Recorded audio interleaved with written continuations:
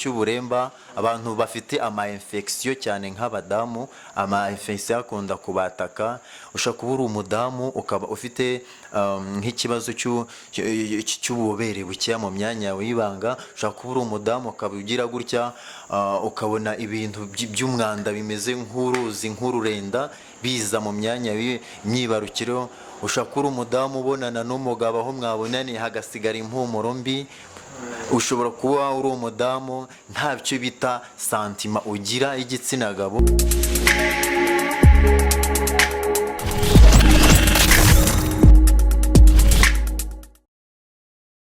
Reka nongere mbasuhuze mwebwe mukurikirana Hot Time TV. Uyu ni wa mwanya mwiza cyane aho tugenda tuganira n'abantu bagiye batandukanye mu mpande zigiye zitandukanye ndetse mu bikorwa bigiye bitandukanye. Uyu munsi rero twasiyano bita KBM Limited. KBM Limited nkuko mwabona imbere za camera za Hot Time barakora ibintu bisa nka ari ibijyanye n'ubuvuzi, ari nayo mpamvu twabasuye kugira ngo babashe kudusangiza bimwe mu bikorwa bakora.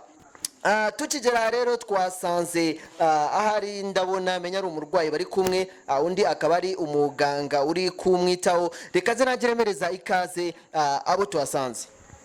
Muraho muraho neza? Turaho turakomeye.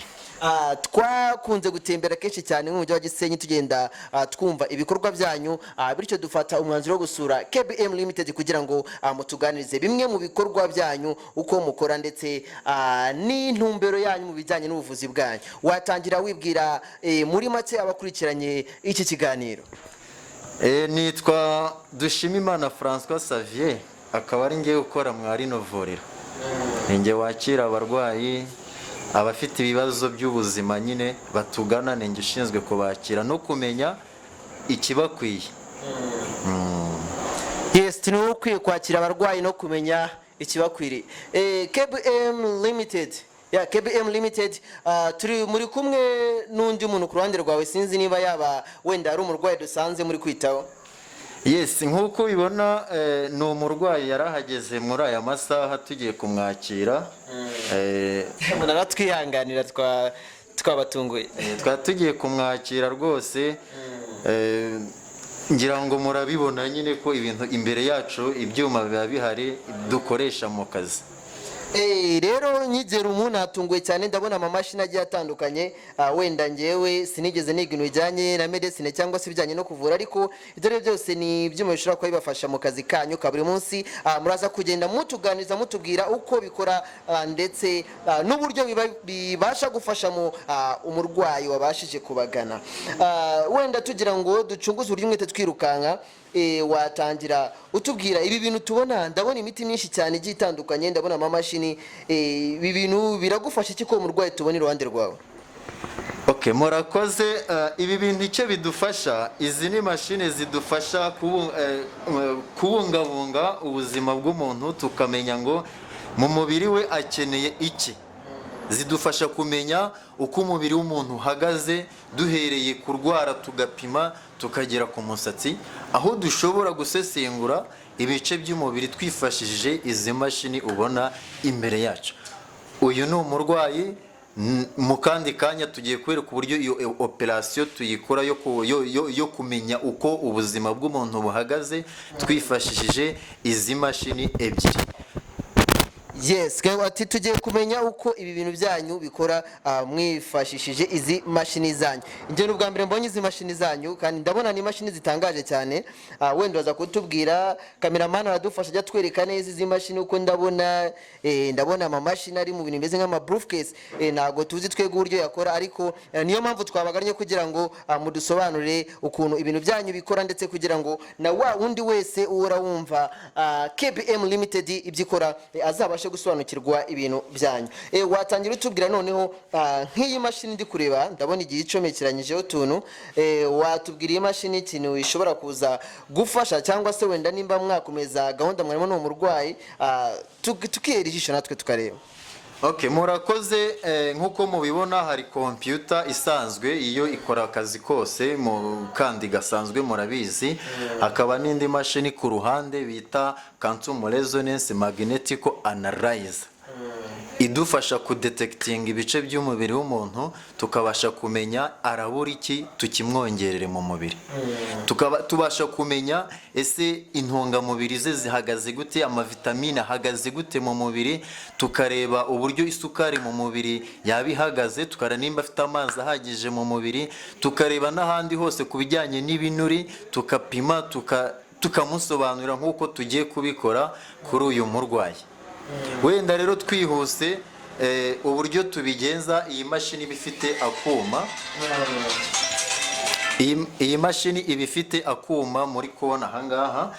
Iki cyuma nicyo bafataho, kiba gikoresha imbaraga bita force magnetique cyangwa se magnetical force, ku buryo ugifataho gutya, noneho mashine yacu kubera ko mu kiganza ari mu ihuriro ry'imitsi yose, kibasha kureba ahantu hose mu mubiri bitewe n'uko mu kiganza nyine ni ishami ry'imitsi yose ituruka ku bice by'umubiri w'umuntu.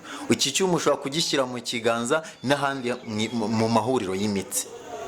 Noneho rero reka dutangire twihuta, banza ushyireho wa muti. Uwo muti ni ngombwa yuko umurwayi abanza kuwufata mu gihe cya korona, ashobora guturuka ahandi hantu ayizanye. sanitizer Ni sanitizer. ni byiza. Kandi agiye gufataho, urumva abanza kwisiga kugira n'undi murwayi aze kuba yagifataho ntibyandi bibe byakwanduza. Mu gihe rero harimo mukorera biriya bintu, mukomeze mukore subscribe kuri Holy Time TV kugira ngo mubona ibiganiro byinshi cyane byabafasha mu buzima bwanyu bwa buri munsi. Wakomeza wenda badukurikiranye kuri kamera batwereka ukuntu biri kugenda bikorwa. Ni ukuvuga ngo umurwayi wacu amaze gufata kiriya cyuma, tujya hano muri systeme, muri software, kuko iyi software ni ibikoresha iyi mashine ikora ibyo byo gusesengura umubiri w'umuntu. Ni iyi ngiyi ikabasha kuvumbura ikishemo, ariko igatanga raporo ahangaha kuri computer yacu mudasobwa. Wabyumvishe neza? Noneho ubwo tugiye gutangira twinjizamo wa mwirondoro w'umurwayi. Dutangira twinjizamo umwirondoro w'umurwayi. Witwa nde? Yitwa Ivan. Izina ryiza cyane. Iva, wavutse 1991.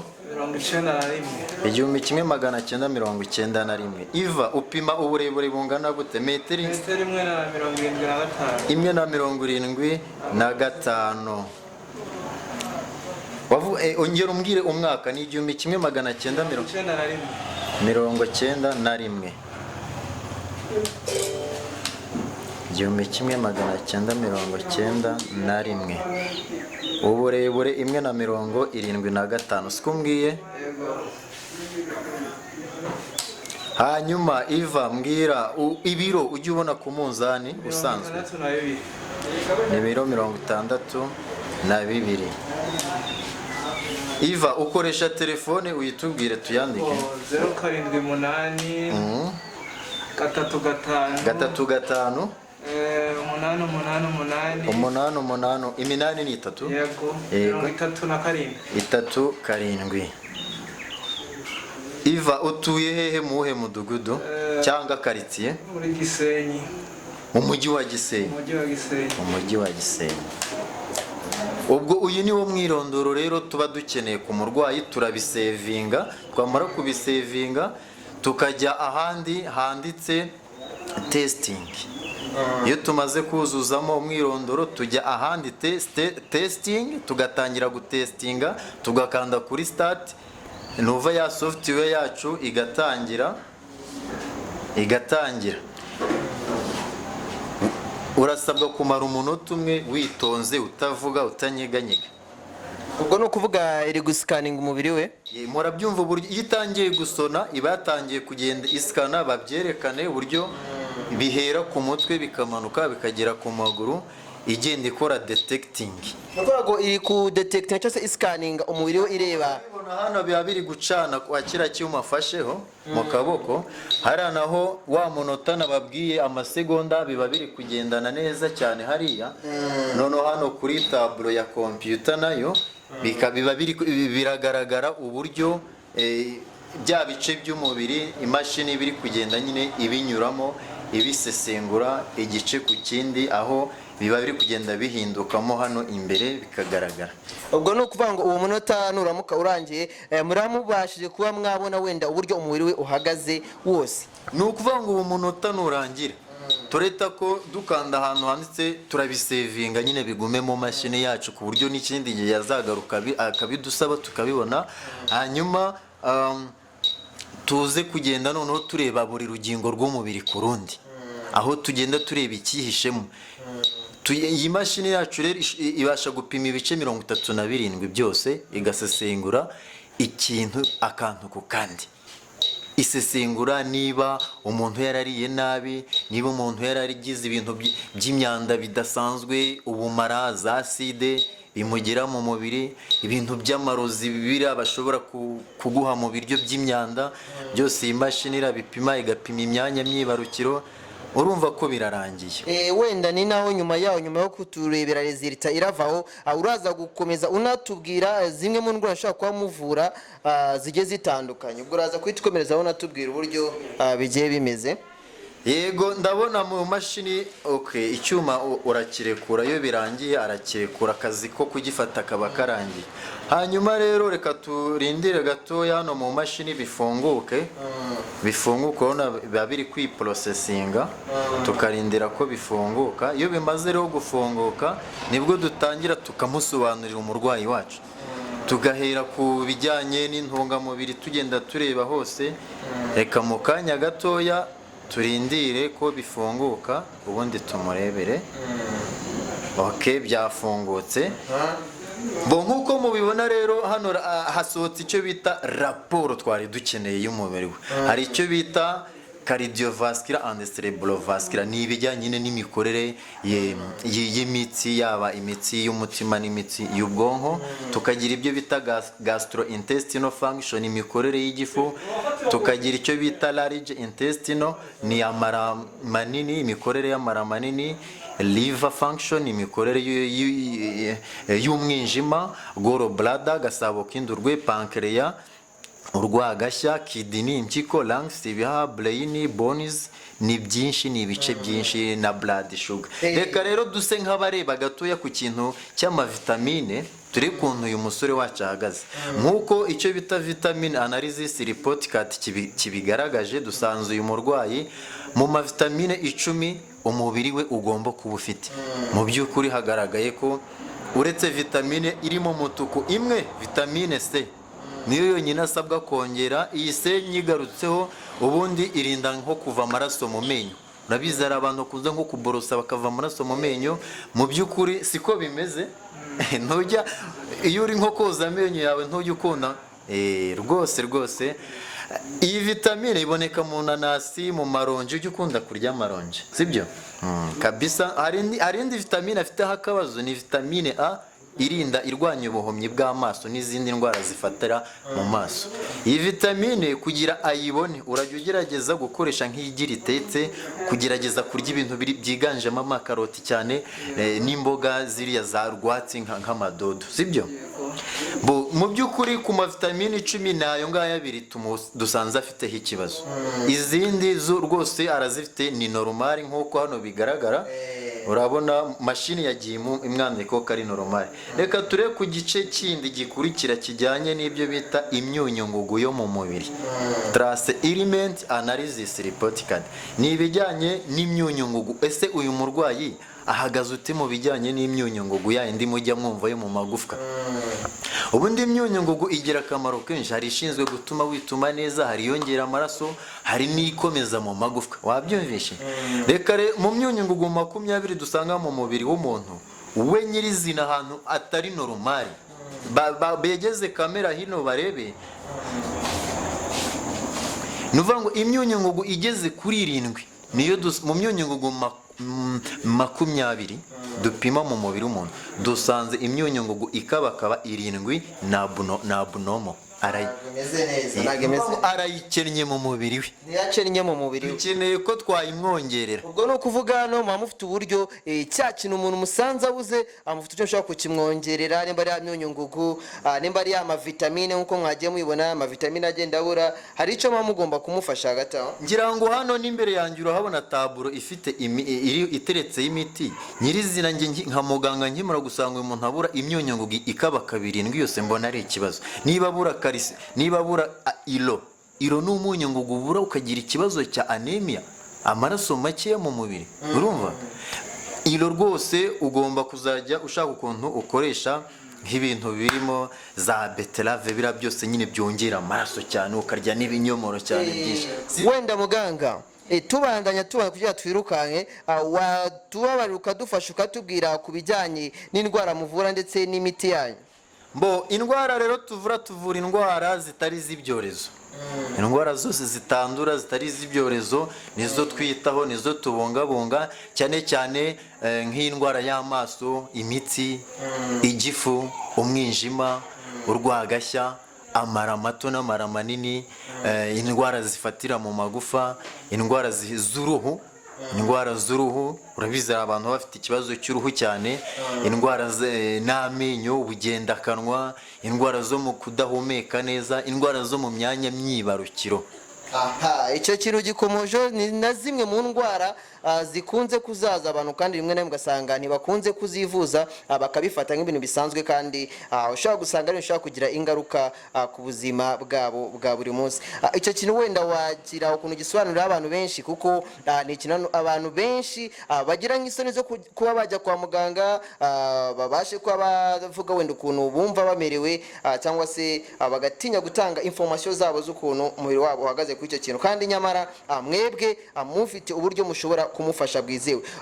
Kuri icyo kintu ngewe wenda watindaho gato usobanurira abantu uburyo muvuramo, icyo mufasha umurwayi icyo gihe.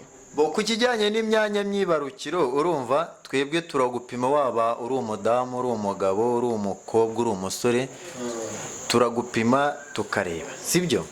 Mu by'ukuri wenda baze kwigiza hino gato ya kamera mbereke, kubera ko uyu muntu ari umugabo, nuvuga ngo twebwe kugira tumenye ko urwaye imyanya myibarukiro dukanda ku gace bita prostate tukareba. Mu by'ukuri uyu muntu twasanze prostate ye mashini iragaragaza ko ari normal, bigaragare ko nta kibazo na kimwe ajya agira.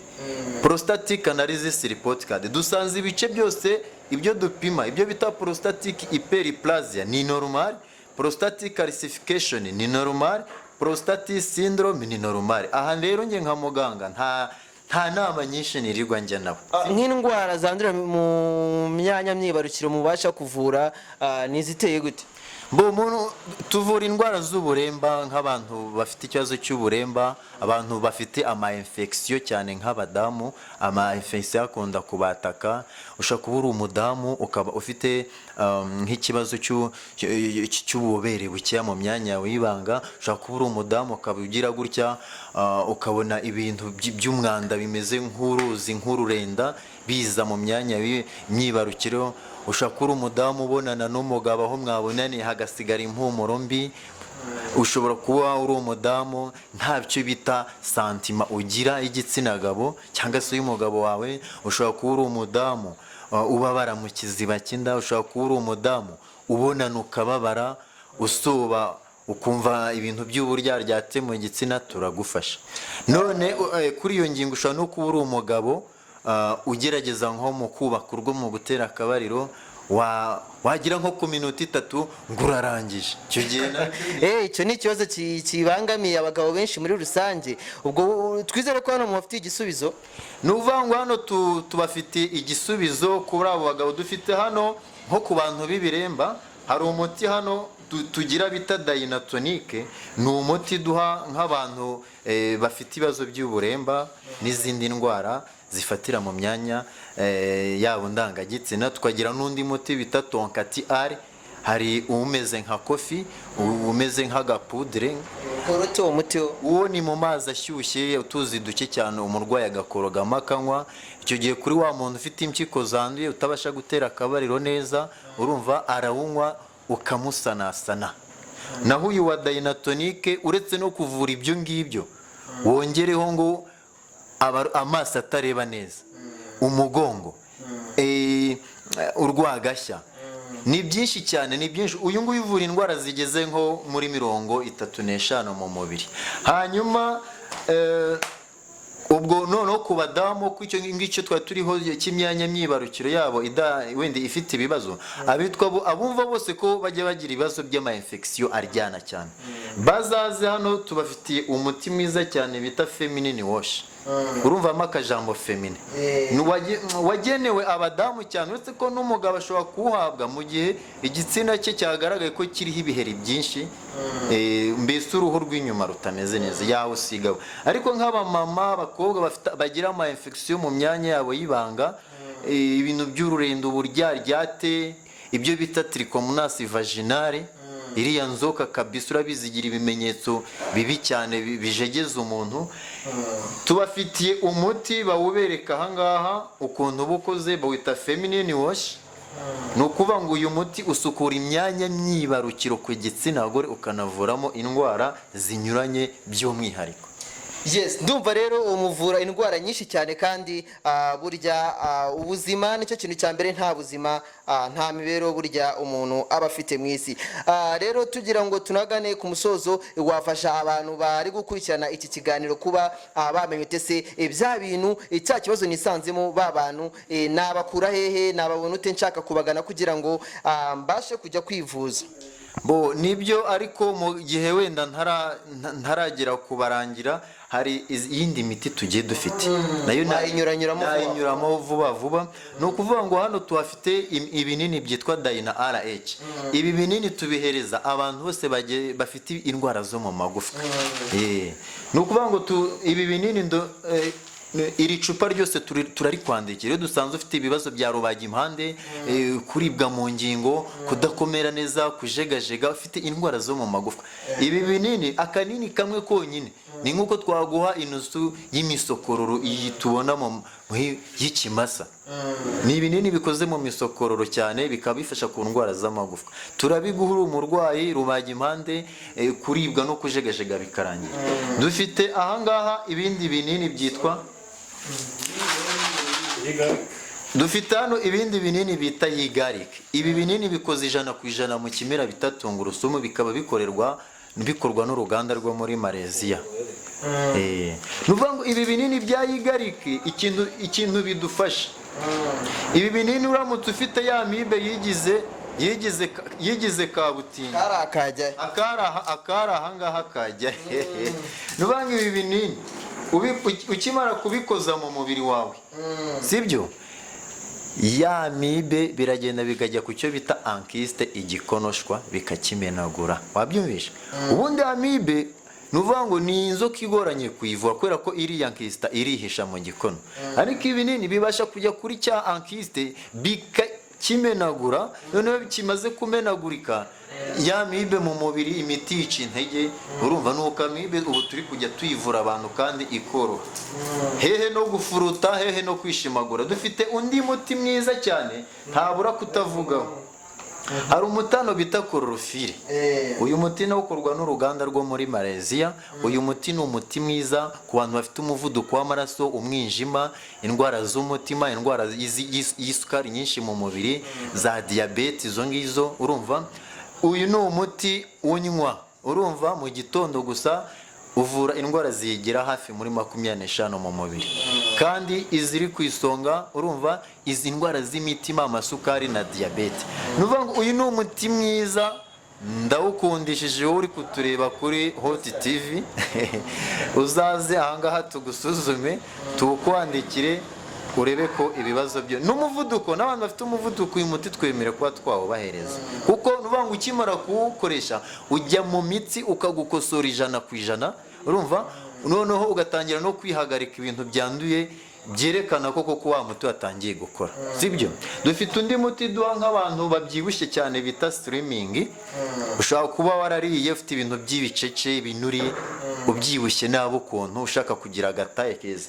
bivuga ngo abakobwa bashaka nko kujya kuri taye, banini, bumva batanyuzwe nuko bameze ari banini cyane, uyu muti bajye batugana, tubanze turebe icyo bita obesite yabo, turebe ibiro n'uburebure n'ubunini bafite, tubanze dupime, turebe mu mubiri amagrese uko angana, noneho turebe ko twabandikira slimming.